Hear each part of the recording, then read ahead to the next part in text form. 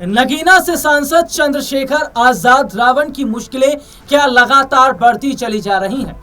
अभी हाल ही में प्रयागराज में जो घटना घटी है उसके बाद में चंद्रशेखर आजाद रावण को आने वाले वक्त में पूछताछ के लिए बुलाया जा सकता है। हालांकि चंद्रशेखर आजाद रावण की पार्टी के कई लोगों को गिरफ्तार किया गया है, उनसे पूछताछ हो रही है और तो और ये तक देखा गया है कि ये सब जो हुआ ये चंद्रशेखर आजाद रावण के कहने पर हुआ। दरअसल चंद्रशेखर आजाद रावण हाल ही में एक दलित बच्ची के परिजन से मुलाकात करने जा रहे थे, जिस दलित बच्ची के साथ में दुष्कर्म हुआ। चंद्रशेखर आजाद रावण सीधे अपने रास्ते जा रहे थे, लेकिन योगी की पुलिस ने उन्हें बीच में रोक लिया और हाउस अरेस्ट कर लिया, जिस पर चंद्रशेखर भड़क गए। उन्होंने कहा कि भैया मैंने कोई अपराध तो किया नहीं है, मैं तो उस परिजन से मुलाकात करने जा रहा हूं जो आज पीड़ित है, जो आज दुख में है।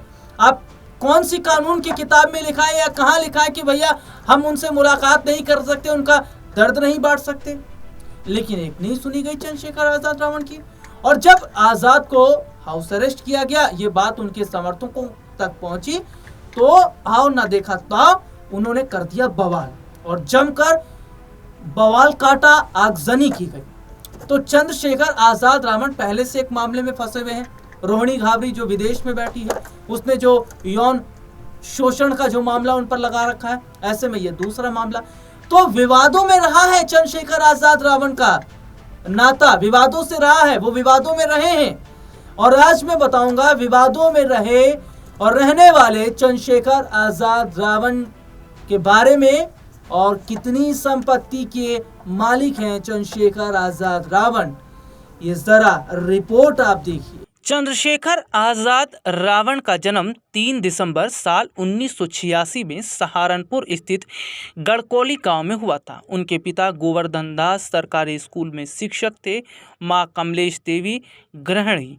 चंद्रशेखर आजाद 5 भाई बहन हैं। चंद्रशेखर आजाद ने देहरादून से लॉ की पढ़ाई की है। चंद्रशेखर आगे की पढ़ाई के लिए अमेरिका जाना चाह रहे थे, लेकिन सहारनपुर के एक अस्पताल में पिता के इलाज के दौरान दलितों पर हुए अत्याचार को देखते हुए वे समाज सेवी बन गए। चंद्रशेखर सबसे पहले साल 2017 में चर्चा में आए। चर्चा में आने की वजह जाति संघर्ष थी। हिंसा के आरोपों के बाद भीम आर्मी के मुख्य कर्ता-धर्ता चंद्रशेखर को गिरफ्तार किया गया। चंद्रशेखर की अगुवाई में 25 युवा भीम आर्मी संभालते थे। बता दें कि भीम आर्मी दलित शब्द के खिलाफ है और अंबेडकरवादी सोच वालों का स्वागत करती है। बता दें कि भीम आर्मी की स्थापना दलित एक्टिविस्ट सतीश कुमार चंद्रशेखर आजाद विनय रत्न आर्य ने साल 2014 में की थी।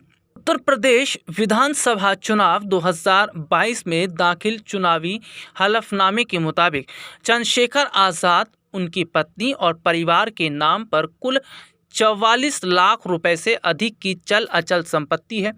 चल संपत्ति 26.14 लाख रुपए की है, अचल संपत्ति 17 लाख रुपए की है। चंद्रशेखर मूल रूप से सहारनपुर जिले के छुटमुलपुर के पास स्थित गड़कोली गांव निवासी हैं। शपथ पत्र के मुताबिक भारतीय स्टेट बैंक की छुटमुलपुर शाखा में चंद्रशेखर का अकाउंट है, जिसमें तब 26,369 रुपये थे। पत्नी वंदना कुमारी के अकाउंट में 84,307 रुपये थे। वंदना कुमारी का मुजफ्फरनगर के पंजाब नेशनल बैंक में भी अकाउंट है, जिसमें 3,18,617 रुपये की जमा राशि बताई जाती है।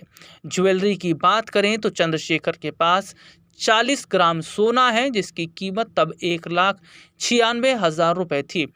पत्नी के पास 400 ग्राम गोल्ड ज्वेलरी है, जिसकी कीमत 19,60,000 रुपये बताई गई थी। इसके अलावा चंद्रशेखर एक कंपनी भी चलाते हैं, जिसका नाम CA news network private limited है। चंद्रशेखर और उनकी पत्नी को एक बेटा है, जिसका नाम उन्होंने युग रखा है। ये रिपोर्ट आपने देखी, जिसमें विस्तार से हमने अपने दर्शकों को दिखाया, जिसमें उनकी निजी जिंदगी के बारे में भी बताया।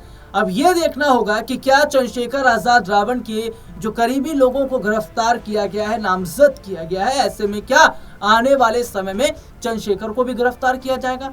लेकिन ऐसे में बसपा सुप्रीमो मायावती के उतरने की बात चल रही है। खबर ये चल रही है कि मायावती अब आजाद का समर्थन करेंगी, क्योंकि भैया मामला तो दलित से जुड़ गया है और दलितों की मसीहा रही है मायावती।